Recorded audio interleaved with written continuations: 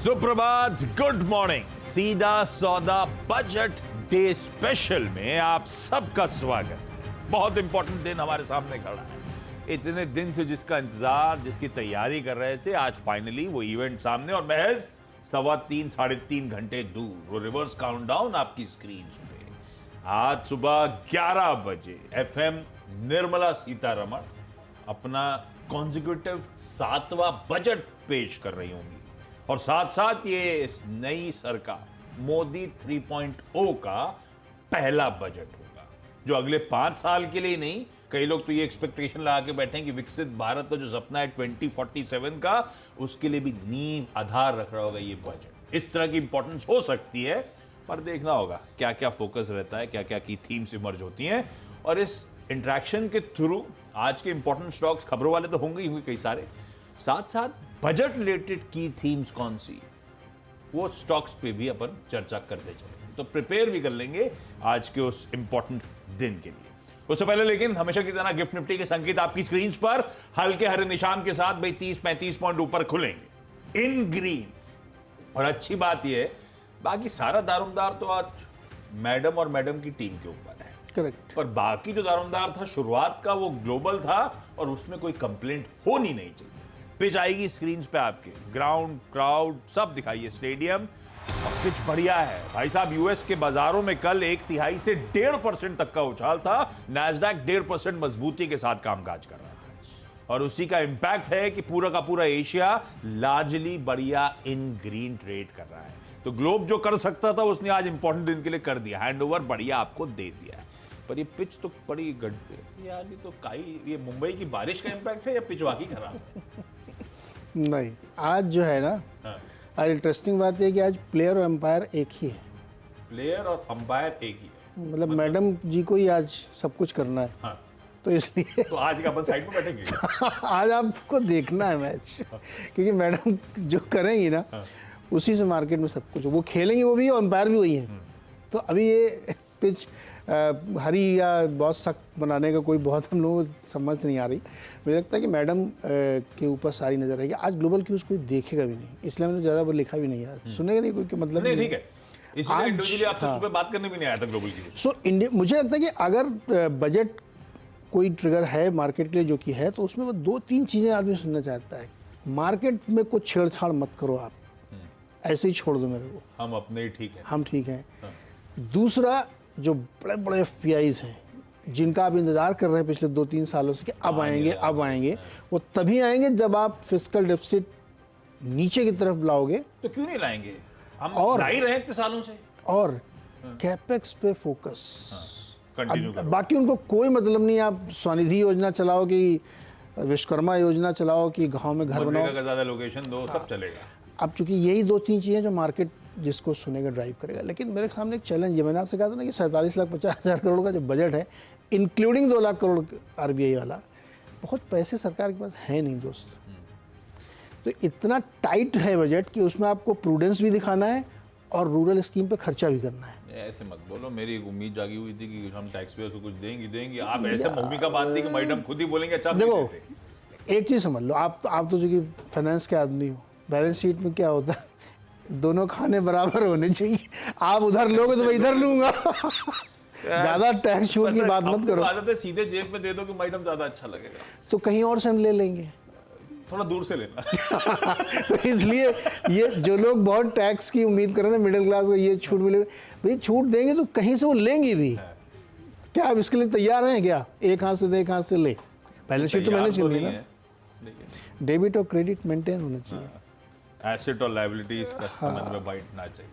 अच्छा चलो, ये सब ठीक है। क्या होगा बजट में, एनीबॉडीज गेस। करेक्ट। हर साल का रेटोरिक होता है कि कैपिटल गेन्स में छेड़छाड़, जो लकीली पिछले कुछ सालों से तो कुछ नहीं हुआ। इस बार भी वही हल्ला मचा हुआ है, पता नहीं कहां से आया, पर वो मच गया हल्ला। ज्यादा इंपॉर्टेंट, इतने लोगों से जब आप बातचीत कर रहे हो, फील क्या रहा है? पटरी से कुछ डिटेल होगा नहीं ना, लार्जली फील ऐसा है कि नहीं है? क्योंकि इस बार इक्वेशन बदली है मोदी 3.0 को लेकर, और राज्यों का भी स्थिति। इस बार क्या, कल शाम को हम आवाज अड्डा कर रहे हैं, उसमें मार्केट के, इंडस्ट्री के एक्सपर्ट लोग थे। तो वो लोग एक बात से बहुत चिंतित थे कि सरकार चाहती है कि थोड़ा सा, कूल ऑफ मामला। हाँ, इसको अनअट्रैक्टिव थोड़ा सा बनाना चाहिए, क्योंकि बहुत ज़्यादा होगा। दो प्रोमिनेंट रेगुलेटर को बार बार जिक्र कर रहे थे, तो अब आप मन में आशंका, डर बैठ ही जाता जब बार बार आप बात करोगे तो मुझे ऐसा लगता है कि ये देखना ये चाहिए। रेगुलेटर दरअसल ऐसा लगता है भूमिका माहौल बना रहे थे कि माहौल हमने तो बना रहे हैं। पहले ही कह दिया था। सब कह रहे हैं वही, उसी तरफ बढ़े चले जा रहे हैं, गवर्नमेंट ऑफिशियल्स भी उसमें जुड़ गए। अनअट्रैक्टिव बनाने का कुछ प्रयास हो सकता है, तो अब ना हो तो बहुत अच्छा है। मैं तो विश लिखा है कि नहीं होना सोचना चाहिए। चाहिए ना। ऐसी मैं देख रहा था, अपनी मनी कंट्रोल की रिपोर्ट है मई एंड की क्लोजिंग की, कि सरकारी कंपनीज का ओवरऑल स्कीम ऑफ थिंग्स में मार्केट कैपिटलाइजेशन का शेयर बढ़ के 16% पहुंच गया। हाँ, 70,000 करोड़ रुपए के आसपास, 70 लाख करोड़ रुपीस के आसपास सरकारी कंपनीज का मार्केट कैप। करेक्ट। 1% डाइवेस्ट करोगे, 70,000 करोड़ रुपए आपकी जेब में है। इस मार्केट की बायंसी आपके लिए फायदा है। कितनी सारी Indian companies easily capital raise कर पा रही हैं इसके चलते। Much needed equity capital raise हो रहा है। वोडाफोन जैसा पाप छुप रहा है, सब करके दे रहा है ना स्टॉक मार्केट आपको। काय को डिटेल कर रहे हो? नहीं, बट आप इससे मुझे मछली पकड़ना नहीं सिखा रहे हो। आप करो वन टाइम ले लो, अगले साल क्या करेंगे? एक प्रॉब्लम देखिए आप आपका बहुत प्रॉफिट मुझे दिख रहा है कि आशीष जी ने आप बहुत छप्पड़ फाड़ पैसा बनाया, लेकिन मैं उनसे वसूली नहीं कर सकता क्योंकि एनएवी पे टैक्स नहीं है। आप बुक ही नहीं कर रहे हो, तो मैं क्या करूं बताओ? मुझे हाँ एक चिंता जरूर लगी थी, बिल्कुल लॉजिकल है कि हमारा सेविंग जो जा रहा है शेयर बाजार में वो कैपिटल फॉर्मेशन में नहीं, स्पेकुलेटिव एक्टिविटी में जा रहा है। ये सच है, ये सच है, बिल्कुल सच है, सट्टा चल रहा है। बिल्कुल सच है। मैं कहना जीडीपी टू सेविंग शायद 1-1.5% नीचे आ चुका है। सो इसलिए आरबीआई गवर्नर चिंतित थे। एक्चुअली मैं मतलब हम लोग चाहते हैं ऐसा ना, मैंने अपनी बजट विश में लिखा है कि कैपिटल मार्केट में ज़्यादा छेड़छाड़ नहीं करनी चाहिए, लेकिन अब पता नहीं, बहुत डर तो बना हुआ है। लेट्स सी क्या होता है। आइए स्टॉक्स के थ्रू इसी चर्चा को आगे बढ़ाता हूं। पहला डर जो है उसी से शुरुआत कर रहा हूं। लिखने के लिए जो स्टॉक लिखा है वो, उससे ये मत सोचिएगा कि वो स्टॉक ही दिक्कत में, उसके थ्रू मैं हाईलाइट करना चाहता हूं वो पॉकेट। अब वो एंजल वन स्क्रीन पे आएगा, लेकिन कोई आईसीआईसीआई सिक्योरिटीज हो, कुछ 5 पैसा हो, कोई नहीं छूटेगा। तो मैं मतलब इसीलिए इस स्टॉक से लेना देना नहीं है, स्टॉक के थ्रू उस पॉकेट की चर्चा कर रहा हूं। इस बार की बजट में सबसे बड़ा नंबर 1 इशू है टैक्सेशन का। भाई कैपिटल गेन्स की तो अपन लोग चर्चा कर ही रहे थे कि capital gains, existing capital gains tax structure में कोई बदलाव, वो बदलाव 2 तरह से हो सकता है। एक तो होल्डिंग पीरियड के लेकर या फिर रेट ऑफ टैक्सेशन को लेकर, अगर हुआ तो। दूसरा, और इंटरेस्टिंगली अब जो तूल पकड़ रहा है, इस बजट से पहले सेबी चेयर माधवीपुरी बुच की repeated warning speculative F&O activity को लेकर, इवन फ्राइडे को वो एसबीआई म्यूचुअल फंड की कॉन्फ्रेंस में, कल के इकोनॉमिक सर्वे में स्पेक्युलेटिव मार्केट एक्टिविटी, वो मेंशन कर रहे हैं ओवर कॉन्फिडेंस, सीरियस कंसर्न। ये रेगुलेटर्स, गवर्नमेंट की तरफ से रिपीटेड वार्निंग्स एक खतरे की घंटी टाइप है। इकोनॉमिक सर्वे हेवीली आया है, स्पेशली रिटेल इन्वेस्टर्स जो राइजिंग एफएनओ ट्रेडिंग कर रहे हैं। क्या एफएनओ के जो गेन्स होते हैं उसके टैक्स ट्रीटमेंट में चेंजेस की तैयारी? भाई आइडियली मुझे लगता है एफएनओ में अगर रिटेल पार्टिसिपेशन कम करना है, सबसे अच्छा तरीका है लॉट साइज बढ़ाओ। पर अगर आप टैक्सेशन में बदलाव कर रहे हो तो सब पे असर पड़ जाएगा। पर एक डर है, ना हो तो अच्छा है। डर यह है कि अब तक ये जो एफएनओ ट्रांजैक्शंस में अपन गेन्स कमाते हैं, उससे अपन लोग बिजनेस इनकम के तौर पे ट्रीट करते हैं, नॉन स्पेक्युलेटिव। क्या उससे स्पेक्युलेटिव इनकम के दायरे में डाला जा सकता है? और अगर करा गया तो इंटर्न उस पर जो टैक्सेशन होगा वो बढ़ता हुआ नजर आएगा। एंजल वन या फिर तमाम ब्रोकर्स सिर्फ इसीलिए रडार पे। हालांकि आईसीआईसीआई सिक्योरिटीज वो स्टॉक जो तना खड़ा हुआ है, अगर करेक्टिव मूव आने तो शायद उसमें ज्यादा तगड़े आएंगे, लेकिन फिर भी ये पूरा पॉकेट रडार पे। दूसरा, बजट में की इंपॉर्टेंस है जो अपन देखना चाहते हैं वो है जॉब क्रिएशन। क्या एम्प्लॉयमेंट जनरेशन के लिए कुछ स्टेप्स उठाए जा रहे हैं? मैं गोकुलदास एक्सपोर्ट्स के थ्रू गारमेंट या फिर टेक्सटाइल एज ए स्पेस को रडार पे रख रहा हूं। भाई कहा जा रहा है टेक्सटाइल और अपैरल इंडस्ट्री को कुछ तगड़े बूस्ट देने की शायद ये सरकार तैयारी कर सकती है। और इसमें वो जो पीएलआई स्कीम्स हैं, अब पीएलआई स्कीम्स के दायरे में गोकुलदास एक्सपोर्ट्स ही नहीं, कोई डिक्सन वापिस, कोई सिरमा, एसजीएस वगैरह वगैरह, केन्स टेक्नोलॉजी सब आते हैं। पर इस बार मैं टेक्सटाइल के साथ चल रहा हूं, कोई रीजन नहीं है। अपन को कुछ ही को नहीं पता कि पीएलआई किसके लिए आने वाला है, क्या होगा, लेकिन काफी ज्यादा लोग मान के चल रहे हैं कॉटन बेस्ड अपैरल्स और गारमेंट मैन्युफैक्चरिंग के लिए पीएलआई स्कीम अनाउंस हो। साथ साथ इंटर्न फोकस होगा एक्सपोर्ट्स को बूस्ट करना। और ध्यान रखिएगा टेक्सटाइल सेकंड सबसे बड़ा एम्प्लॉयमेंट जनरेटर है इस देश का, रडार पे रखिएगा।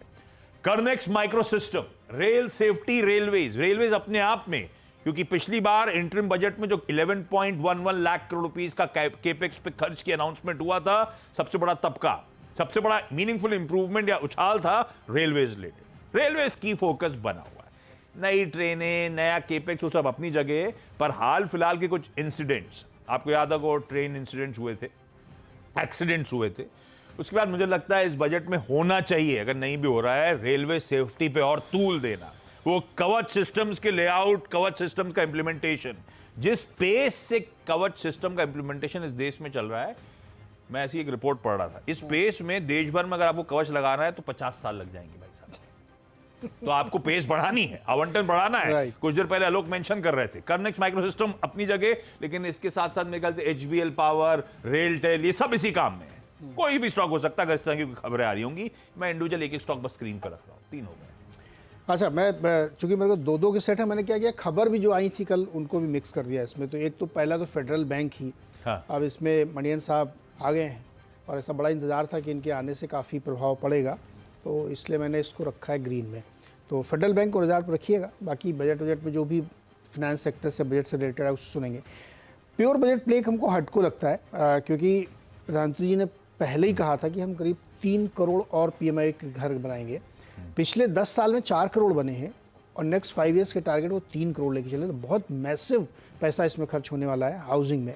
तो हटको उसका एक बड़ा बेनिफिशियरी होता है, तो उसको रडार में रखिएगा। तो ये 2 हटको और फेडरल बैंक। फिर इसके बाद 2 और, जो अभी हर्षदा भी बता रही थी कि सोलर पे बड़ा फोकस है, प्रधानमंत्री सूर्य घर योजना के तहत तमाम चीज़ें की जा रही हैं। तो उसमें एक तो जेंसोल को रखिएगा। जेंसोल को एक 116 मेगावाट का जो है एक बिड इन्होंने जीत ली है गुजरात में, जो करीब 600 करोड़ का ईपीसी काम करना है। तो ये सोलर से रिलेटेड ही काम है जो करते हैं। दूसरा SW सोलर, क्योंकि सूर्य घर योजना में क्या होता है, अपने घर के ऊपर आप सोलर पैनल लगाते हैं, उससे जो बिजली बनती है उसको आप कंज्यूम करते हैं, बाकी बची बेच देते हैं, तो पैसा मिलता है और सरकार इसको सब्सिडाइज करती है। तो SW सोलर और जेंसोल इंजीनियरिंग, ये 2 आपको रडार पर रखनी चाहिए। अगर ग्रीन एनर्जी पे फोकस है तो सोलर से रिलेटेड अनाउंसमेंट जो आएंगे उसमें इन कंपनी को फायदा होगा। बोरोसिल रिन्यूएबल भी इसी में जोड़ लीजिए। भाई मैंने 4 बता दिए। बिल्कुल ठीक है। आपने हडको की बात करी, दरअसल अफोर्डेबल हाउसिंग थ्रस्ट है, वो बीच में दिखने लगा था इंटरिम बजट में भी, उसके बाद के अनाउंसमेंट्स में भी। तो अफोर्डेबल हाउसिंग मैंने रख दिया था Aptus value housing finance India. अब वो एप्टस हो, शेल्टर फाइनेंस इंडिया हो, क्या इंडिया शेल्टर फाइनेंस हो, आवास हो, कोई भी हो, ये सब रडार पे रहेंगे। लेकिन हाँ, ये लाइकलीहुड है कि अफोर्डेबल हाउसिंग को एक बड़ा बूस्ट फिर से देने की तैयारी हो सकती है। ऐसे ही कृष्णा डायग्नोस्टिक्स, क्योंकि आयुष्मान भारत डिजिटल मिशन को शायद एक यूनिफॉर्म अडॉप्शन की तरफ हम बढ़ रहे हैं, वैसे भी हेल्थ केयर रिलेटेड कोई भी अनाउंसमेंट शायद पॉजिटिव होंगे। इसको स्पेसिफिकली सिंगल आउट करने का रीजन भी बता देता हूं, क्योंकि ये सरकार के साथ मिलकर काम करती है, पीपीपी मॉडल वाली है। सरकारी अस्पतालों में इसके डायग्नोस्टिक लैब्स लगते हैं। कृष्णा डायग्नोस्टिक्स को ग्रीन कर दिया। डाइवेस्टमेंट, हालांकि बिल्कुल एजेंडा के बाहर, लेकिन सबसे प्राइम डाइवेस्टमेंट कैंडिडेट बनता है वैसे आईडीबीआई बैंक। अब वो लेकिन जग जाहिर है, तो मैं थोड़ा सा डिबेट कर गया। मैंने रखा है एनएमडीसी स्टील को रडार पे, क्योंकि भाई सरकार एनएमडीसी को बेचना नहीं चाहती थी, वो क्योंकि मिनरल्स वाला धंधा था, अलग करा था एनएमडीसी स्टील को इसी उम्मीद से कि इसे बेचा जाएगा। तो वो अलग है, एनएमडीसी स्टील लिस्टेड है और इसकी तैयारी हो रही है। हाँ, ये बात अलग है कि अब पार्लियामेंट का कंस्ट्रक्ट बदल गया है, एक स्ट्रॉन्गर अपोजिशन है, कंपल्शन कोलिशन पॉलिटिक्स का है, पता नहीं है कैसे चलेगा। लेकिन एनएमडीसी स्टील को डाइवेस्टमेंट रिलेटेड रडार पे 6 निपटाया मैंने। हाँ ओके, बस अगले 2 मैं बताता हूँ। हाँ। अच्छा, SRM कॉन्ट्रैक्टर्स, देखिए सर, हम लोग बार बार बात करें 11.5 लाख करोड़ कैपेक्स, तो सड़कों पे, पुल पे, इन सब पे बहुत खर्चा सरकार करी और जो कर चुकी है उससे पीछे नहीं हट सकती है। तो चूंकि इसमें खबर का भी तड़का है, कल इनको एक 118 करोड़ का कॉन्ट्रैक्ट मिला है NHAI से, जो इनको हिल साइड यानी हिमाचल प्रदेश में काम करना है। अभी 2 दिन पहले यानी 15 जुलाई के आसपास भी इनको 278 करोड़ का एक और कॉन्ट्रैक्ट मिला था जम्मू और कश्मीर से। तो जो NHAI के लिए काम कर रही हैं या ब्रिज कॉरपोरेशन के लिए काम कर रही हैं, उन स्टॉक पे फोकस रखिएगा, क्योंकि अगर थ्रस्ट है इंफ्रा पे, चाहे वो पोर्ट का हो, एयरपोर्ट का हो, सड़कों का हो, मकान, दुकान, भवन जिसका भी होगा ना, तो इन छोटी छोटी कंपनियों को जो कॉन्ट्रैक्ट मिले फ़ायदा होगा।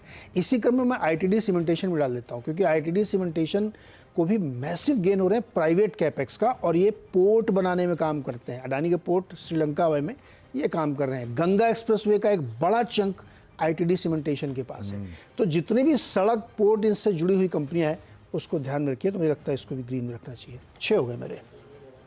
इरिडा ग्रीन इनिशिएटिव्स के चलते भारतीय अक्षय ऊर्जा विकास संस्थान, नाम में ही सब कुछ है भाई। मैं ग्रीन इनिशिएटिव्स और विकसित भारत 2047 का रोड मैप, मुझे लगता है इंक्लूसिव डेवलपमेंट वाला एजेंडा वैसे का वैसे ही चलेगा। इरिडा रडार पे डेक्कन सीमेंट्स को रखा है। अब उसके पीछे रीजंस, आंध्र प्रदेश के लिए क्या स्पेशल पैकेज, क्या आंध्र प्रदेश की कुछ डिस्ट्रिक्ट्स को बैकवर्ड घोषित करते हुए extra grants, additional funds, special category का स्टेटस या स्पेशल फाइनेंस पैकेज, पता नहीं। ये सब एक्सपेक्टेशंस बनी हुई हैं कोलिशन पॉलिटिक्स के चलते। अब वो डेक्कन सीमेंट हो, कोई केसीपी हो, या बाकी सीमेंट कंपनी जो साउथ में ऑपरेट करती हैं, मैं किसी को भी रडार रख सकता था। डेक्कन सीमेंट के साथ उस थीम को एक्सप्लेन करा। वी मार्ट रिटेल, भाई साहब रूरल पुश। प्रधानमंत्री मोदी जब वापस 3.0 में आए, पहली चीज हुई थी 17th इंस्टॉलमेंट पीएम किसान निधि स्कीम का। दूसरी चीज हुई 14 खरीफ क्रॉप्स पे एमएसपी बढ़ाना। आइडिया क्लियर है, रूरल हिंटरलैंड्स उन पर फोकस। यूपी कंपल्शन है इस तरह के डिबैकल के बाद, इलेक्शन वर्डिक्ट, और बिहार कोलिशन पॉलिटिक्स। इसी रीजन में ये कंपनी सबसे ज्यादा ऑपरेट करती है। हालांकि ये स्टॉक फटे जा रहा है, बाजार को पता है, ये ध्यान रखिएगा बात, पर रडार पर रखिए इस तरह की स्टोरीज को। और फाइनली आईटीसी, सब देंगे देंगे तो कहीं से लेंगे लेंगे तो उस डर से, क्योंकि भाई साहब ये सिन टैक्सेस वाला मामला है, थोड़ा सा नर्वसनेस रहती है। अच्छी चाल के बाद कल वो नर्वसनेस स्क्रीन पे दिख भी रही थी।